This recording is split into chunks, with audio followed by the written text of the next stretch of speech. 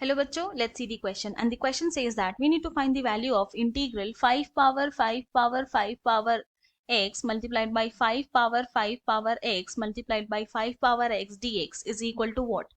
यहाँ पे चार ऑप्शन गिवन है, आउट ऑफ विच कोई एक ऑप्शन करेक्ट होगा. Option A is 5 power x divided by log 5 power 3 plus constancy. Option B is 5 power 5 power x multiplied by log 5 power 3 plus constituency.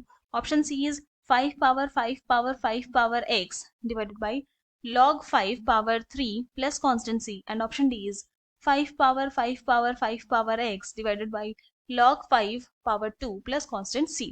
तो हम लोग क्या करेंगे, यहाँ पे सबसे पहले हमारा की कॉन्सेप्ट लिख लेंगे जो यूज करने वाले हैं. तो जो की कॉन्सेप्ट यहाँ यूज होगा वो होगा d by dx of a power x, यानी कि differentiation of a power x with respect to x का formula which is equal to होता है a power x multiplied by log a. ये है हमारा फर्स्ट की कॉन्सेप्ट. हमारा जो सेकेंड की कॉन्सेप्ट है वो है integration of a power x dx which is equal to होता है a power x divided by log a plus constant c. तो अब ये दो की कॉन्सेप्ट यूज करके हम अपने क्वेश्चन को सॉल्व करेंगे.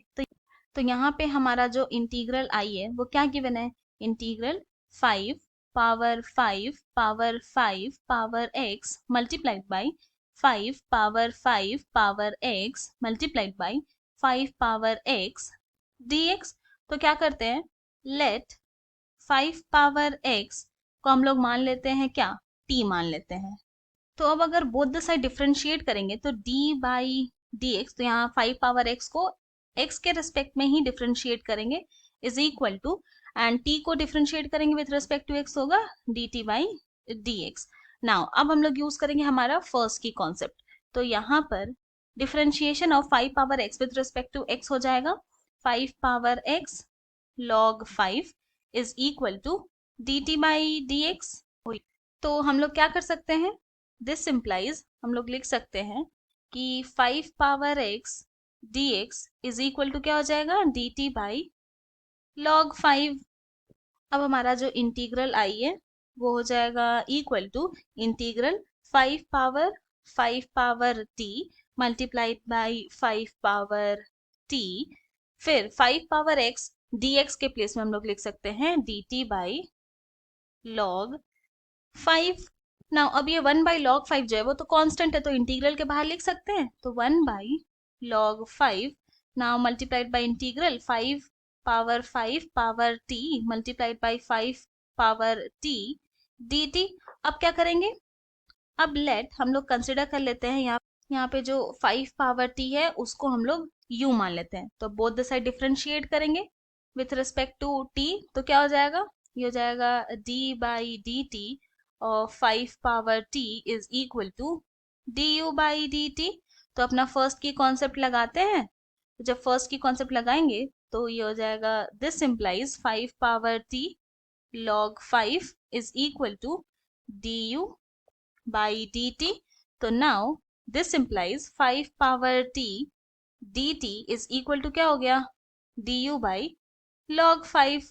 तो हमारा जो इंटीग्रल आई था 1 by log 5 multiplied by integral 5 power t multiplied by 5 power t dt.